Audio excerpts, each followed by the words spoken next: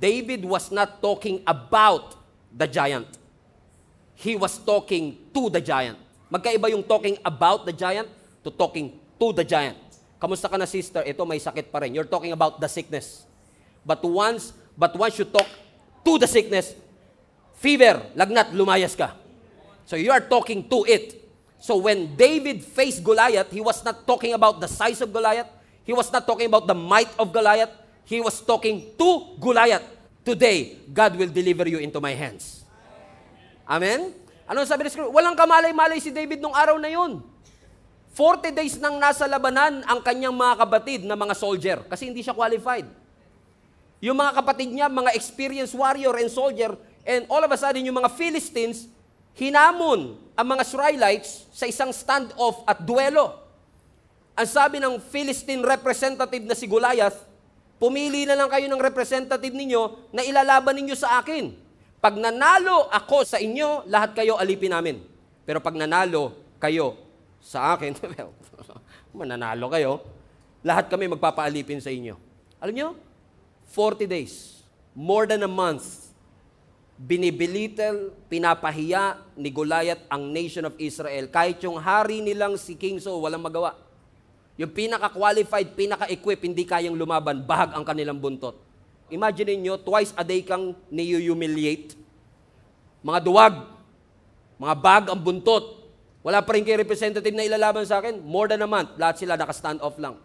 Until finally, on the 40th day, Jesse, tatay ni David, tinawag ang kanyang anak-anak, dalhin mo nga itong tinapay at keso sa iyong mga kapatid. So, ang purpose ni David, kaya siya nandun sa Valley of Elah, hindi para labanan si Goliath. Kaya iba sa inyo, wala kayong kamalay-malay. Kanina gumising lang kayo, akala nyo magsisimba lang kayo. Wala kayong kamalay-malay ngayon ang divine appointment nyo sa Panginoon. Nababaguhin ng Panginoon ang takbo ng inyong buhay that this is going to be your defining moment. So, ang sabi ng Scripture, hatid mo itong tinapay at keso sa iyong kapatid. So, pag pinagsama mo yung tinapay at keso, cheese bread. Okay. So, ihatid mo itong cheese bread na ito. Come on now, that's biblical. Okay?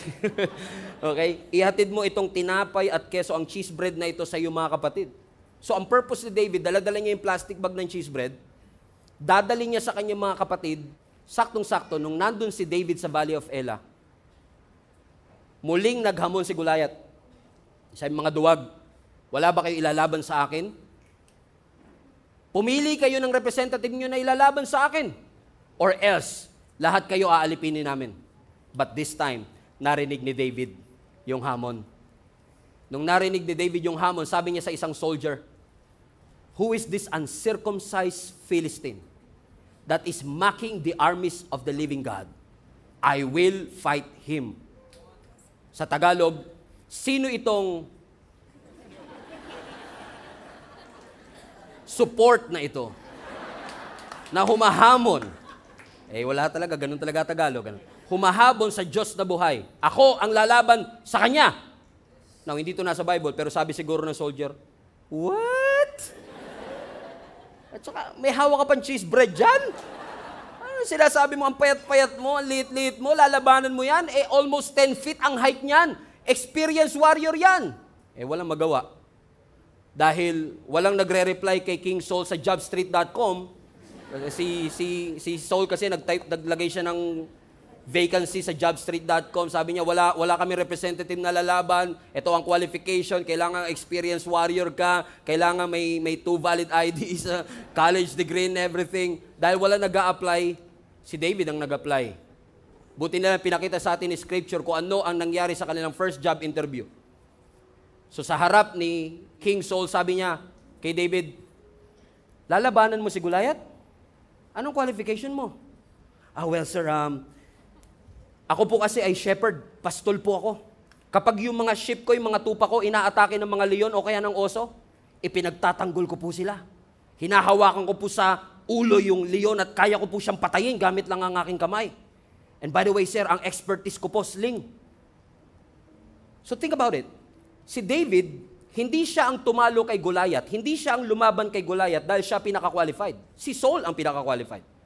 Pero siya ang lumaban kay Goliath kasi walang choice. Walang gustong lumaban. So sabi ni King Saul, wala naman nag-apply, wala nag-email sa jobstreet.com. Okay, suot mo tong armor na to. Pak, sinuot yung armor, masyadong maluwag. Tinanggal. Binigyan ng espada, masyadong mabigat. Wag na, sige, punta ka na lang doon. Now, think about this. So, habang papunta si David doon sa battlefield, probably, ang mga Israelites nakaiga ng ganun. Biruin mo, mahigit 10 buwan sila eh. Stand off lang. Ang mga Philistines nakaiga na kagad. And then, narinig nila yung balita, may representative na. May representative. Wow, Brad, gaano kaya kalaki yan? Gaano kaya ka-experience yan? Siguro, mas matangkad pa kay Goliath yan. Finally, makakalagpas na rin tayo sa labanang ito. And then here comes David, 16 years old, payat, may hawak ng plastic bag ng cheese bread. Lumabas sa kanilang dugout. Music please, tent, tent, tent, tent, tent, tent, tent, tent, tent, tent. Grabe music, slow motion, alikabok, pam. Sabi ng mga Israelites, patay ka diha. Patay tayo. Natalo na tayo nito. 16 years old representative natin. Tsaka ano yung plastic bag na yun? Cheese bread? Pero watch this. Sabi ng scripture, nung humarap si David kay Goliath, kung paanong tinignan marahil ng kanyang mga kababayan na lugi si David, ganun din ang tingin ni Goliath. Ang sabi ng verse 42, tinignan ni Goliath si David over and saw that he was still a little more than a boy, glowing in health. Handsome naman, but he despised him. Aso ba ako? That you come to me with sticks? Kasi hawak niya slingshot. And the Philistine cursed David by his gods. Come here, and I will give your flesh to the birds and to the wild animals. Ipapakain kita sa mga ibon at sa mga wild animals. But watch this, verse 45. But David said to the Philistine, you come against me with sword and spear and javelin, but I come against you in the name of the Lord Almighty, the God of the armies of Israel, whom you have defied. You see what David did there? He just turned a physical fight into a supernatural fight. Sabi niya, wala akong sword, wala akong spear, wala akong javelin.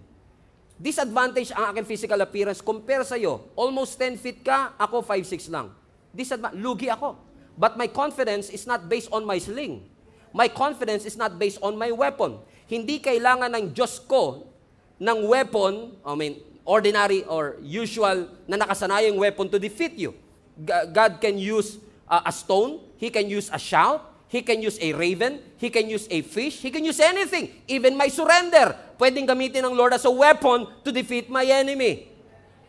So sabi niya, wala man akong javelin, wala man akong spear, wala man akong sword, but I have come against you in the name of the Lord Almighty, the God of the armies of Israel. I may look weak to you, ordinary, inexperienced to you, na-confuse mo siguro yung youthfulness ko.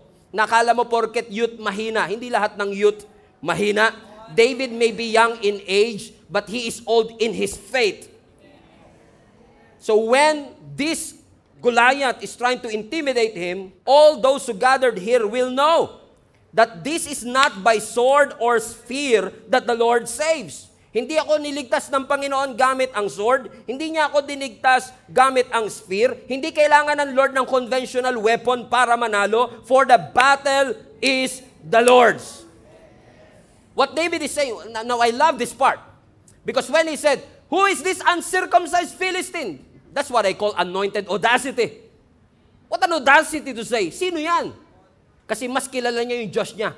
You can see here the power shift. Ang sabi ni Goliath, nasa ng espada mo. Ang sabi ni Goliath, nasa ng spear mo. Ang sabi ni Goliath, nasa ng javelin mo. Ang sabi niya, wala ko niyan, pero meron akong Diyos. Look at the power shift here. Shinif niya yung power from physical weapon to supernatural weapon. I don't have physical weapon, but I have a supernatural God. Alam siguro niya yung Psalms na sinulat niya, that the Lord is my tower, and the righteous will run into it, and they will be saved. For the Lord is my tower, and He gives me a power. Di nyo alam to? To tear down the works of the enemy. Alam ni David that the name of the Lord is a strong tower, and the righteous will run into it, and they will be saved. There is a visible limitation, pero lahat ng visible limitation that we have doesn't limit the power of our God. Hindi man natin minsan maintindihan kung bakit tayo inaatake, but we are not called to understand everything. In fact, the Bible says in Ephesians chapter 6, we should stand firm, not understand, but to stand firm all the wiles of the devil, all the schemes of the devil, because we are not called to talk about our giants. We are called to talk to Him and say, you are already defeated because Jesus Christ already won the victory for me, on my behalf. My confidence is not based on my education. My confidence is not based on my experience. My confidence is based on who God is in my life. Hindi ko kasi matatalo ang mga higante sa aking buhay hanggat hindi ko nare-realize na sapat ang Diyos ko. Kapag ako'y nagtiwala sa Kanya, malakas ang kalaban pero mas malakas ang Diyos ko. Matangkad ang kalaban pero higher ang Diyos ko. Amen. He is powerful, but my God is the most powerful there is. He stands on a class of His own. He has no rival. He has no equal. Amen. He is higher than any other.